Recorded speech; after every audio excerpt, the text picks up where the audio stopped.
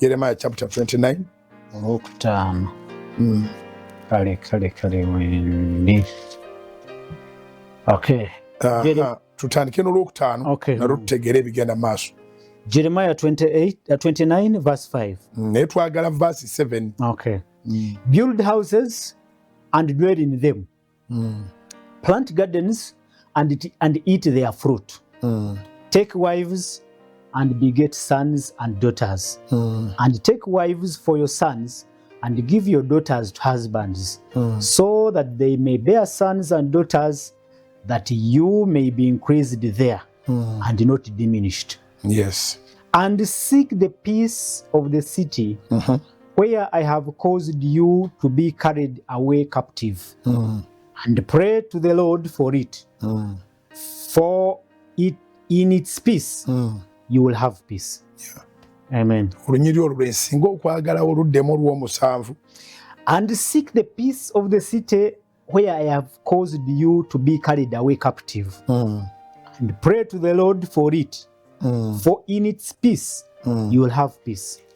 Kantandikira nange ku lwokutaano nti muzimbenga ennyumba mutuulenga omwo, musimbenga ensuku mulyenga emmere yaamu, muwasenga abakazi, muzaalenga abaana ab'obulenzi n'ab'obuwala, era muwasizenga batabani bammwe abakazi.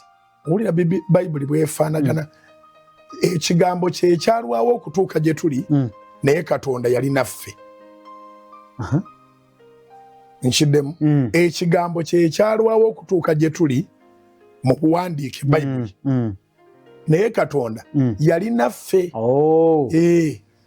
Kyonyumiriza nti bino ebyogerwa mu kigambo byaliwo mu nkola ezaffe n'ekigambo nga tikinakola ki. Ewammwe mwankole temuwasiza batabani bammwe. Kituufu. Temubawa ebisibo. Kituufu. Temufumbiza bawala bammwe.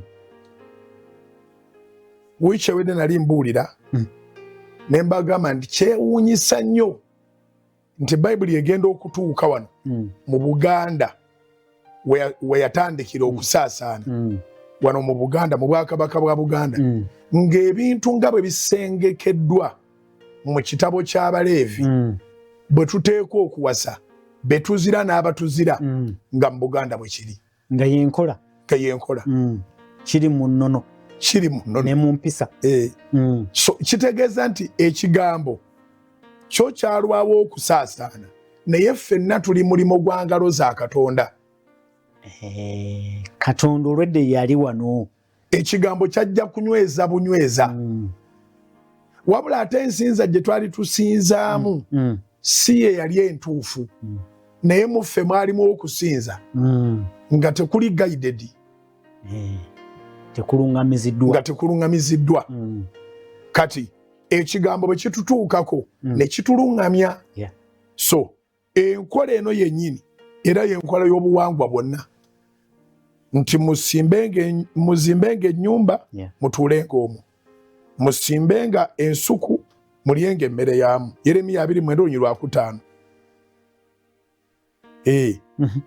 Muwasenga abakazi, muzaalenga abaana ab'obulenzi n'ab'obuwala. Alina abaana ab'obulenzi tolina musango gwonna okusaba Mukama abaana ab'obuwala. Mbadde manyi ogenda kutandikira waggulu. Muwasenga abakyala. Thank you so much. Kubanga ate ensi ekyusa, omusajja awasa basajja. Ate omukyala ayagala kuwasa mukyala. Era nze neewuunya abamu ab'ekkanisa abatayogera ku nnono eno ey'okuwasanga abakazi eya Bayibuli. Era ne batalabula nsi emirembe egiriwo ne batagiyambako okugitegeeza nti waliwo okukyamizibwa, waliwo obujeemu obugenderere obulina ne promotion mu nsi yonna obw'abasajja okuwasa abasajja n'abakazi okuwasa abakazi.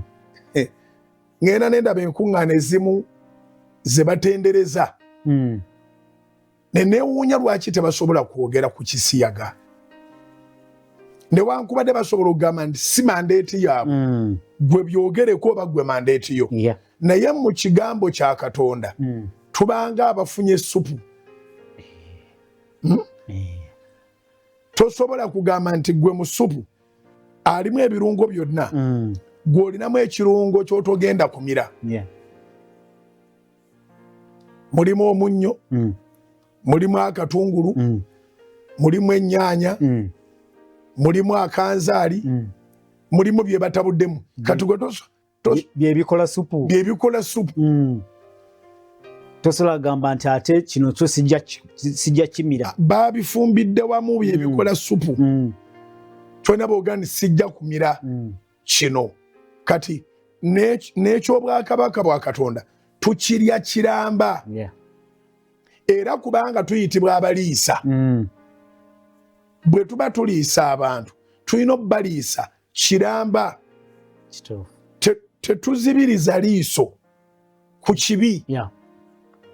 Era ekimu ku bigenda okutwala amakanisa mu geyeena kubanga njogera ku kanisa kubanga bali abaleebweru w'ekkanisa abo bo baana ba geyeena. Abo tetuyinzaga nti ekigenda obatwala mu geyeena. Twogera kuba n'abaanunulibwa abannyululwa. Salvation kitegeeza kunnyulula.